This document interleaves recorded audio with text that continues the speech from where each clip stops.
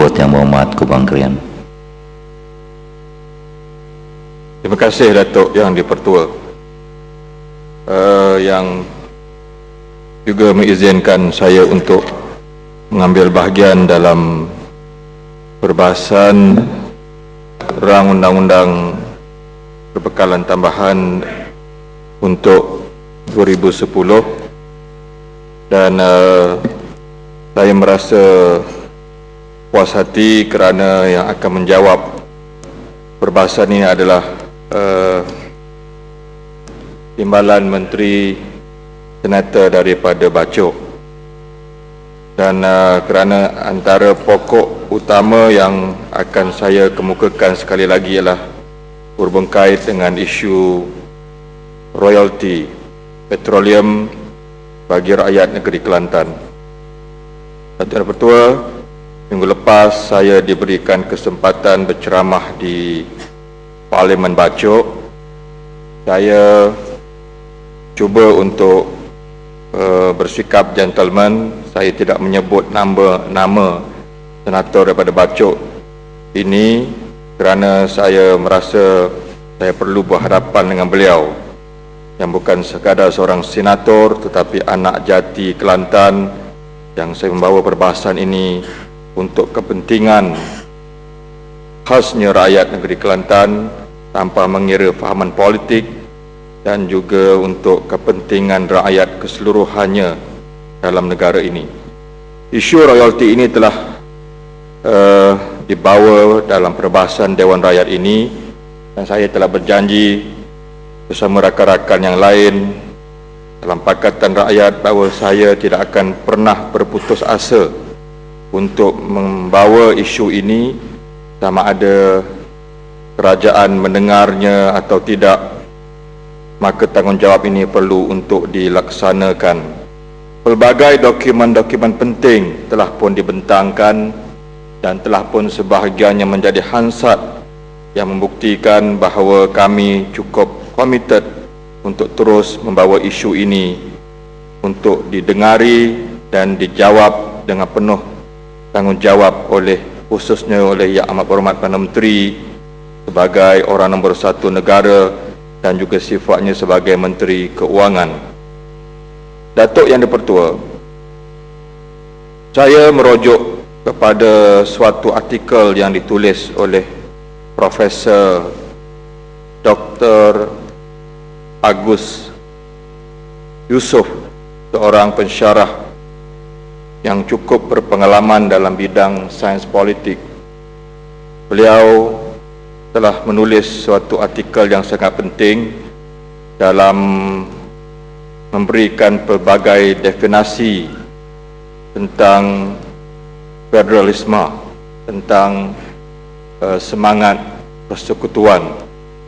Di samping beliau merujuk kembali kepada detik-detik sejarah negara kita ini yang dulunya hanya berasal dari nama Semenanjung Tanah Melayu, diusahakan oleh British tahun 48 untuk menubuhkan Persekutuan Tanah Melayu, dan diikuti dengan urutan-urutan dan peristiwa-peristiwa penting hingga terbentuknya Persekutuan Malaysia dengan bersamanya Sabah dan Sarawak. Maka beliau telah mengungkapkan suatu pandangan yang penting yang ingin saya kongsi bersama dalam Dewan Yang Mulia ini, iaitulah tentang apa yang dinamakan Parlimen. Yang dinamakan Parlimen itu ialah mestilah terdiri daripada 3 institusi penting. Yang pertama adalah Seri Paduka Baginda Yang di-Pertuan Agong, Dewan Negara dan juga Dewan Rakyat. Itu sebagai suatu simbol, dan dalam perbahasan perundangan dan diskusi politik, maka itu menggambarkan suatu pertautan yang cukup penting yang mesti difahami terutamanya oleh pemimpin negara, bahawa Malaysia ini lahir bukan hanya dengan satu hari, walaupun sejarah kita tidak seunggul dan sepenting seperti mana semangat perjuangan orang-orang di Indonesia, tapi tidak mengapalah. ini adalah negara kita dan kita bertanggungjawab untuk mempertahankannya dalam apa jua keadaan sebagai rakyat yang bertanggungjawab. Maka semangat federalisme ini diungkap oleh Dr. Agus ini yang mengatakan Seri Paduka Baginda Yang Di-Pertuan Agong itu tidak boleh berdiri semegahnya dan setingginya dalam parlimen tanpa ada dua dewan, Dewan Negara dan Dewan Rakyat.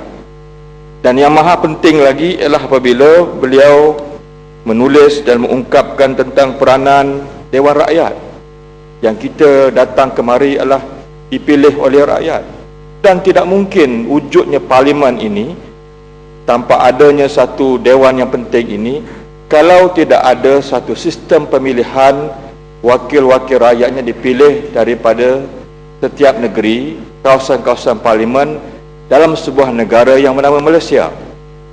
Maka ini harus dihormati. Takkanlah setelah 40 tahun, takkanlah selepas 50 tahun kita merdeka, pemimpin negara perlu dikuliahkan lagi dengan ucapan yang seperti ini. Patutnya tidak berbangkit isu seperti ini. Tetapi saya terpaksa berdiri sekali lagi di sini mewakili rakyat Malaysia, meminta supaya pemimpin nombor satu negara benar-benar memahami konsep persekutuan ini, federalisme ini. Supaya janganlah semakin lama kita dianugerahkan dengan kemerdekaan ini, kita semakin terhakis dalam memahami semangat federalisme ini. Kan ini sangat penting. Tidak boleh terdirinya Dewan Negara Seri Paduka Baginda Yang Di-Pertuan Agong tanpa adanya Dewan Rakyat, dan begitulah di sebaliknya. Maka dengan itu, semua institusi ini menggambarkan suatu ketinggian, suatu kedaulatan yang dimiliki oleh raja dan rakyat, yang mesti disempurnakan dalam bentuk pentadbiran, urus takbir negara. Dan kalau rakyat telah memberikan suatu pandangan politiknya, menghantar mereka yang teramai dalam setiap kali pilihan raya dan memberikan mereka mandat, tiba-tiba mereka yang diberikan mandat ini dilihat semacam mencabuli, melanggari perkara-perkara besar ataupun melanggari perkara-perkara yang paling asas dalam perlembagaan negara, khususnya bila kita membicarakan kembali tentang semangat federalisme ini. Dalam konteks yang ada pada hari ini, apakah lagi daya sebuah negeri yang bernama Kelantan? Apakah lagi daya yang ada pada sebuah negeri yang bernama Terengganu? Yang mungkin juga saya membawa sekali, apakah daya lagi negeri-negeri yang bernama Sabah dan Sarawak untuk memperjuangkan haknya yang diberikan dalam kawasan yang dimilikinya suatu hasil anugerah Allah Subhanahu Wa Taala, iaitu hasil petroleum yang pada hari ini dinafikan oleh orang nombor satu negara. Jawapan yang diberikan dalam parlimen dan jawapan-jawapan yang diberikan oleh mereka-mereka yang kita anggap tidak bertanggungjawab, yang mengatakan bahawa Kelantan dan Terengganu ini tidak ada hak untuk mendapatkan pembayaran royalti ini. Datuk Yang Bertua, kemana lagi rakyat nak mengadu? Kemana lagi kan negeri macam Kelantan dan Terengganu, Sabah dan Sarawak ini nak mengadu?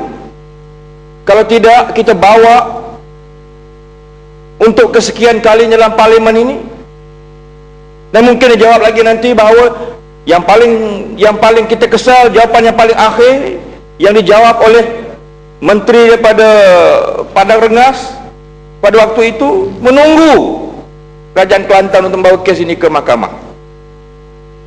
Kita Datuk Yang Bertua ada pengalaman di Terengganu. Seawal kita diberhentikan pembayar royalti ini, kita bawa ke mahkamah, tetapi hingga hampir 10 tahun dinafikan. Mahkamah tidak pernah bersidang. Mahkamah tidak pernah untuk memberikan keputusan atas isu royalti ini. Tetapi dengan mudah, selepas Barisan Nasional mengambil alih kembali negeri Terengganu menjelang pilihan raya kecil Kuala Terengganu, maka dengan begitu mudah ada satu replika cek yang mengatakan bahawa telah sampai masanya kerajaan pusat mengembalikan hak royalti ini kepada kerajaan negeri Terengganu.